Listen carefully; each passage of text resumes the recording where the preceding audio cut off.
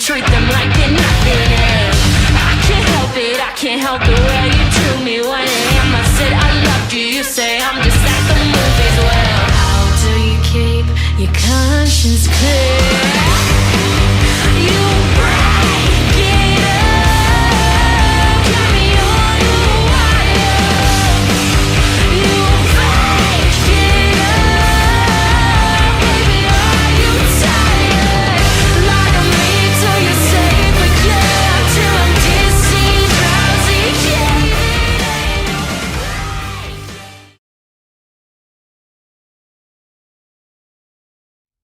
Hello, everybody. Welcome to the Indian Nation Station pregame show right here on the Indian Nation Station. I'm AJ Ganger. With me, as always, the voice of Pickwill football, Dwayne Bachman, as we get ready for tonight's action. Dwayne, it's a battle of undefeateds tonight. 3-0 Pickwill, 3-0 Stebbins as the Stebbins Indians invade Alexander Stadium. I think it's going to be a ball game. Stebbins eked out 3 wins, but we've had a couple that have been a little lopsided.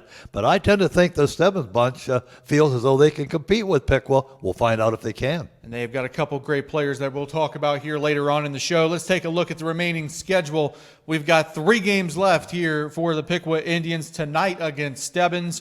Next week, they'll be at Tipp City, and to close out the season on October the 2nd at Sydney. And Dwayne, we'll actually be there broadcasting the game. And I'm glad to see that we're going to be at Sydney. I'm looking forward to it, of course. The playoffs, of course, a lot of undecided questions there, how that's going to work. As I understand it, there is a possibility that the top 4 seeded teams in each area will get first round bye, but I'm not so sure right now. Anybody knows exactly how that's going to work. Yeah, I mean, we think we're maybe another week away from actually finding out how the OHSA playoffs are going to work. I mean, tonight's going to be probably the biggest test so far besides the Troy game for our Indians as they take on Stebbins. Next week's not going to be a cakewalk either as they play Tipp City on the road. I will look at Tipp City as being very, very formidable. That's why I was hoping that Tipp City-Fairborn game could have been played last Friday, because Fairborn's not too bad. Seeing who was going to win that might give us a hint as to how good Tipp City really is. I think they're very good. I think they are too. Let's go ahead and take a look at the the scores from last week around the Miami Valley League. The Troy Trojans would beat Butler 28-14. Stebbins eked out a win against Xenia 26-23. New Richmond beat Sydney in a non-conference game 21-7, and our Indians with the 49-0 shutout against the Green Wave last week. You know, looking at the Troy-Butler score being a 2-score game, we really, after seeing Pickwill play both of those teams, know Pickwill was obviously the better team out of those two. Oh, I don't think there's any question about it. Troy 28, Butler 14. I just think it might have been closer than we would have anticipated. But again, I'm always saying be careful of Troy in the postseason, even though we probably won't play them if they're Division I and we're Division something else. But I believe that game was probably tied at halftime too. I think I was looking through the Twitter feed during our game and saw that it was actually close. It was pretty much tied at halftime, and then Troy kind of pulled away in the second. And again, we've seen Troy, we've seen Butler. There's no question about it. Troy's a little bit better than Butler, but I'm not so sure. That score's a little closer than I would have anticipated. Yeah. And so maybe Troy's not as strong as we thought, or Butler played awfully well. Yeah. Butler had a little potential. Yeah, I think in the next few years, Vandalia Butler is going to be back up there as one of the greats in the Miami Valley League. I think you're right. Let's dive into the numbers from last week's shutout victory for the Indians. Brady Uhl has been on fire all year long.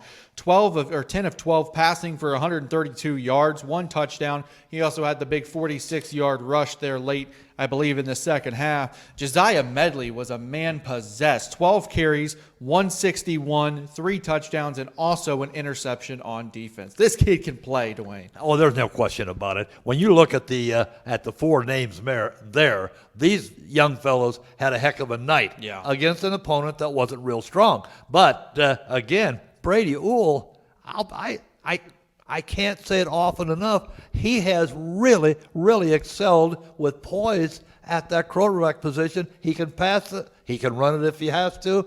I'm very, very impressed with Brady mentally. Oh my goodness gracious, what a night he had! And Karan Coleman, if I'm not mistaken, had 2 touchdowns called back, didn't he? Yeah, he had 2 touchdowns called back. He did rush for 68 yards and a touchdown. Also, he forced 2 fumbles on defense as well. And then Garrett Shrub had the touchdown catch there in the first quarter. But, I mean, you talk about Brady Uhl. When you watch him play, he does not panic when he's under pressure. He'll make the decision to either run the ball or stay in the pocket and find the open receiver. He's very smart with that. They call that decision making, and some quarterbacks have that ability. Some don't. Some of them panic. Some of them hurry. Brady takes his time, and for a sophomore, you got to be impressed. Oh yeah, and you definitely have to be impressed. And I'm looking forward to seeing him play the next couple of years here at Piqua as the quarterback. I think it's going to be very, very interesting. We take a look at the team stat comparison. All night long, Greenville had just 5 first downs. Piqua with 22. Greenville under 100 yards total with 84. The Indians 509. That is video game numbers. Oh, there's no question about it. Even though Greenville was overmatched, and you could tell that quickly, it was, boy, those numbers kind of come out and grab you, don't they? Yeah. Talk about being lopsided, those certainly are, but when you look at the score, and it was 42-0 at the half, I believe, it could have been much worse than that, thanks to Bill Neese. But again, I'm not so sure how much faith you want to put in these numbers against Greenville. I want to see how we look against the next 2 opponents. Now, one of the numbers, too, I want to bring up is the penalty stat. The Indians have been hurt with a lot of penalties this season. Greenville just had 1 penalty. Piqua 8 for 73 yards. That, you think in the first couple weeks, okay, penalties are going to be there. Week 3 against a lesser opponent, you're still committing these penalties. Well, and again, you can talk about our offense playing well, defense playing well. We got a kicking genius. If there's a fly in the ointment, it has to be the penalty. 8 penalties is more than any coach would allow, regardless of the score. And if you're running up that kind of score, you should not have those lapses. And 8 penalties is far too many. And I mean, like you said earlier, Karan Coleman had 2 touchdowns called back with a holding call. That game could have been 63-0 if those touchdowns would have stood. But again, the penalties negate everything. Penalties and turnovers. Yep. Those eventually do a lot of teams in. Let's see what happens. And and one more stat here before we move on to, you look at third down efficiency for the Indians. We were 4 of 7. We were clicking on third downs, getting those third and shorts. We weren't in a lot of situations like we haven't been all season long. And for poor Greenville, man, 0-10 on third downs. I feel for those kids. Oh, I felt sorry for the kids too, and it wasn't because they gave up, but they were just overmatched. A lot of kids were going both ways. They got tired, and you had to feel sorry for them. But by the same token, the Piqua kids, and we got some of the young kids got some playing time. Mm-hmm. That helped too. In fact, if I'm not mistaken, number 18 got a few snaps at quarterback. Yep. So did Roberts, number 23. Sure. He was kind of a wildcat quarterback there in the second half as well. That's one of the good things about a lopsided game. Everybody gets a chance to play, and you don't know what's going to happen the rest of the way. It would appear to me there'll be a much closer ball game with Stebbins tonight. Yeah, I believe so. Let's take a look at the games around the MVL happening tonight. Tip City at Troy. That's a big game in our Miami region of the MVL. Greenville takes on Butler, and Sydney travels to Xenia for what should be, I believe, a pretty good game. Fairborn, West Carrollton obviously not playing this week due to their last week of quarantine from COVID. Troy Tip City. I mean, you take a look, besides our game tonight being, I would say, the game of the week in the Miami Valley League, that would be the next best game. Well, I don't think there's any question about it. We'll find out how good Tip City is. Yes. We'll find out how good Troy is, because we don't want to take either one of them for granted. That would make us very naive. Now, a quick question here.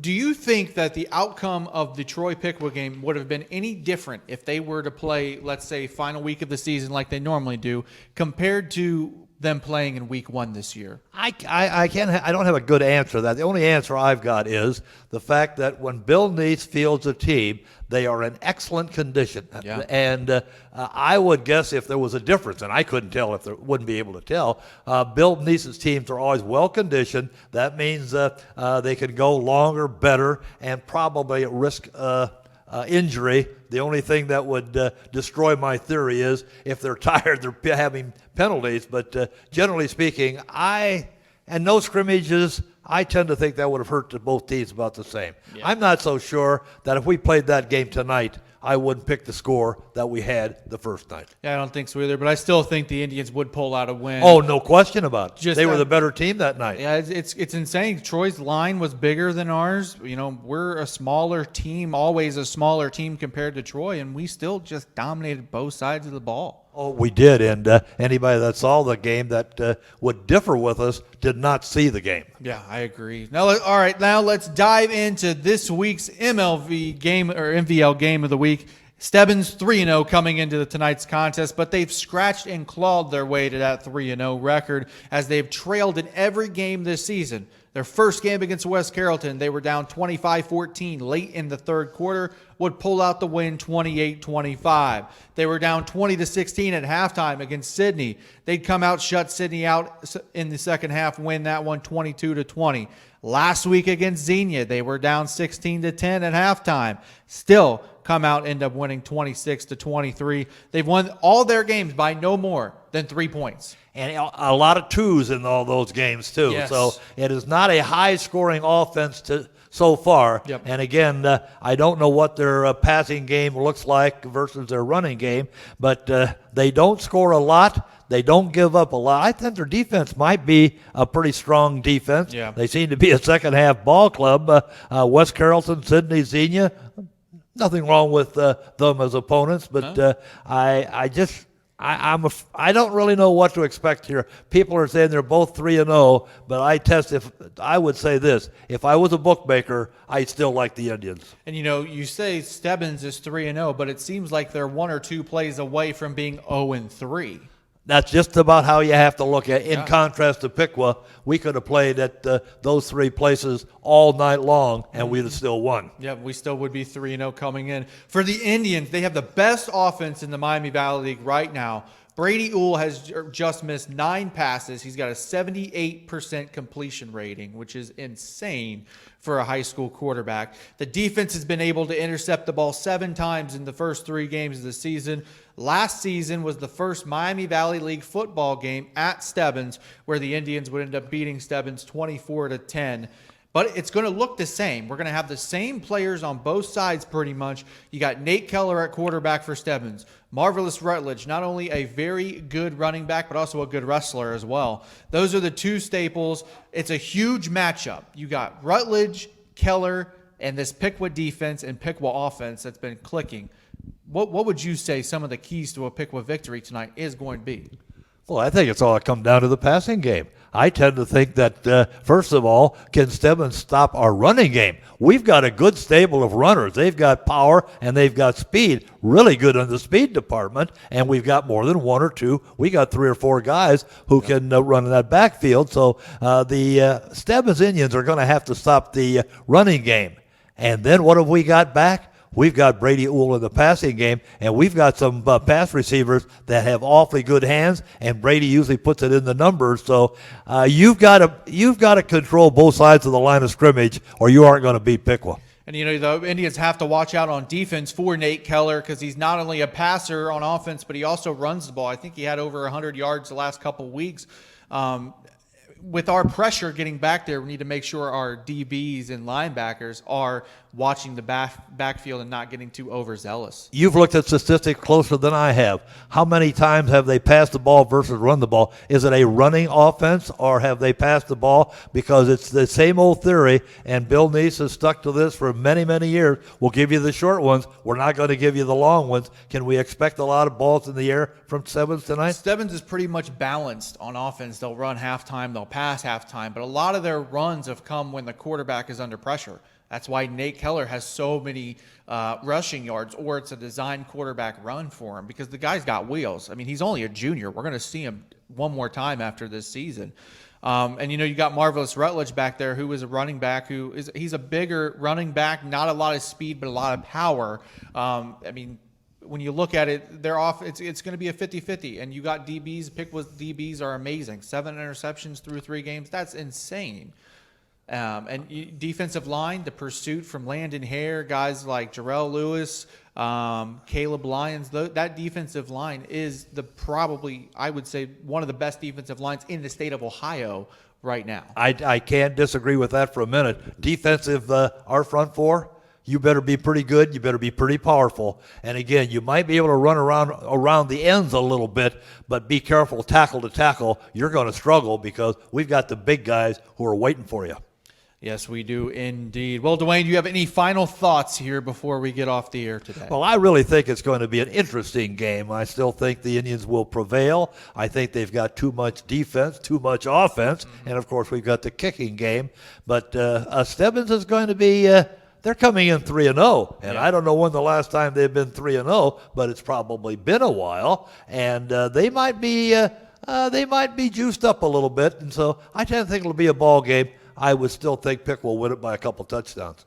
I would hope so. I would really, really hope so. I'm just saying, in the Miami Valley League right now, even though Stebbins is 3-0, Tip City's 2-0, not having that game last week, I still think the Indians are the best team in the Miami Valley League. I wish I could disagree with you, and I can't. When you look at the schedule and look at the teams that we're playing, I tend to think Indians will be 6-0 by the time we get to that first round of the playoffs. And something that's been difference, the big difference this year is we're actually able to see all the other teams' games because everyone's streaming the same way we are. So being able to watch those other teams play, I mean, nobody can hold a candle to this Indians. Oh, I think you're right. You're talking about people being able to watch the games because of streaming. Yeah. When you look at it realistically, we're talking today, 5 years ago, talk about streaming, people will wonder what it is. Now there are very few games that people are not able to watch. It might be on a delayed basis, but now they can see their home team play. That's good for high school football. It is. It's great for high school football. It's great for the fans who can't come out to the game. Again, Buffalo Wings and Rings,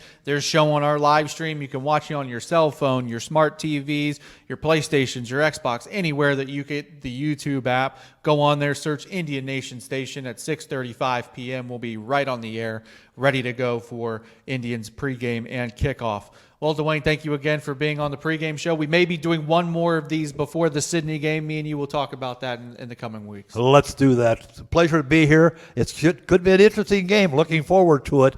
Didn't have much to root for last Friday night because it was so lopsided. Yeah. And you said it before. I felt sorry for the Greenville kids. Yeah, it wasn't a lack of effort. It was a lack of talent. Yep, I believe so. All right, ladies and gentlemen, thank you for watching the Indian Nation Station pregame show right here on the Indian Nation Station. It's your home for Piqua Athletics. Again, we want to thank Wings and Rings for showing our live coverage throughout the season. We may not be able to do the Tip City game next week. We'll keep everybody posted with that as well, but we are doing the Sydney game at the end of the year live, only on the Indian Nation Station's YouTube page. For Dwayne Bachman, I'm AJ Ganger saying good night, ladies and gentlemen, and go Indians.